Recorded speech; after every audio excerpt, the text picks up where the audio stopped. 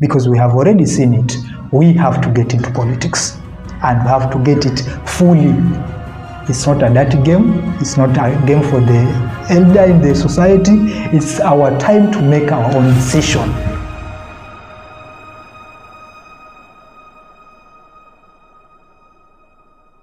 Hello family, welcome to our podcast. I'm your host Mr. Safi, and this is Clean Minds podcast, where we cover and separate the right from the wrongs, the truth from the false, because what even the strongest man on earth still fears to tread upon such sand. Right to our topic today, we want to tackle this thing as from its origin to its fullest. We want to look about how our lives and politics correlates and how one affects the other. And today, let's just start with a simple history in our nation, Kenya, because we have been seeing that politics is for the elder people, for the people who have been keeping decision for the youth. Politics have so many stereotypes that even the youth, they think they have named it as a dirty game. But is it correct? Is it real that truly politics is a bad game? And that's what we want to look into it perfect and correctly.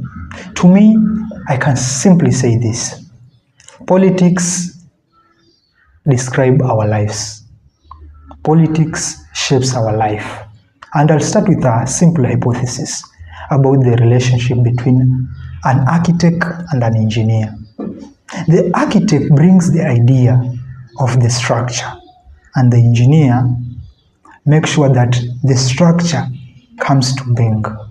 So the building can't exist without the two relating.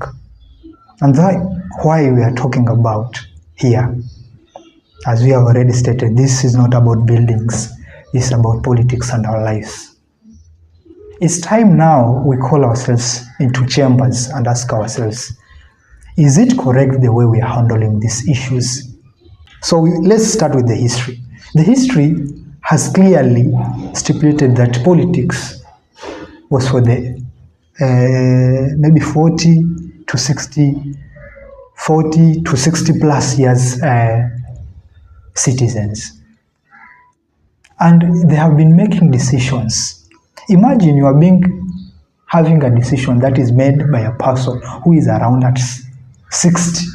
That means the next generation, this person can't make it into the next generation. So the decision is making, in fact, does not suit that generation. It suits the generation of youth. So that is one point in the history that we have get it wrong. Second thing, as youth we have been given the notion that if you want to build a nation, if you want to build a life as a youth, don't get into politics, because politics is a dirty game. But I want to assure you that this is also another mistake we have been making as youth and as life. As the generation of today and the generation that will be existing in the future, youth must get into this thing called politics. And the final thing that we have been getting it wrong is viewing politics as an independent subject, different from our lives. That is very wrong, and very wrong to this core, because we can't separate the two, as we already indicated there. So now, as we have seen the three ways at which the youth or the generation have been compromised into about their lives and politics, let's get to the ways into which the youth especially have been affected. Because it is correct, and it is a gap that has been seen, that the elderly have been making decisions for youth and to lives that even their sense, they are not in that, they will be not in those policies. Your lifespan is ending in the next 10 years. You are making a decision that will take you 60 years later. Who is that person to make those decisions? Is it the youth or the older person who has at least 10 years in the 60 years? Those are a part and parcel of the things that we have been doing it wrong. So youth, to me, I can tell you, please, let's correct that one. Now, let's rush to the ways at which our youth can get into politics, because we have already seen it. We have to get into politics, and we have to get it fully. It's not a dirty game. It's not a game for the elder in the society. It's our time to make our own decision. So youth, let's come to the table now. And I think I have some issues here and there to bring them to life that will change this narrative. We can be talking about this life, but the life we are talking about here, it is simply meant by this way. The ways at which govern our life is life. And among the things that governs our life is the politics we are in. So, I think it's high time, before we check into the ways at which youth will get into politics, let's not only correct the systems we have, but focusing on developing. And if they don't want to develop, then we bring them down for the development to be going into our lives, because we can't separate the two. So the first thing to me, as we have already said, that we will take the developing aspect, not the correcting aspect. I think it's high time, the first thing, we change the post of our women rappers, this nation, to be a youth rep. Let this be a youth representative thing. In that way, we'll be helping youth to get into the arena of politics. We'll be getting youth to explain our views in the political arena, and we'll be taking youth to predict our future, because they are the ones who will be living in the future, not the older people who are making decisions right now. That is the first thing. The second thing, let the system that we are having today create an opportunity or opportunities for the youth. Let it be enhanced to the extent that the youth are not struggling to get an opportunity.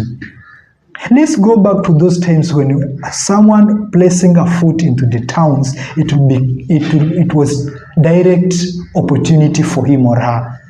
Let's change. Let's increase the opportunity base. Let's town let them become points of employment.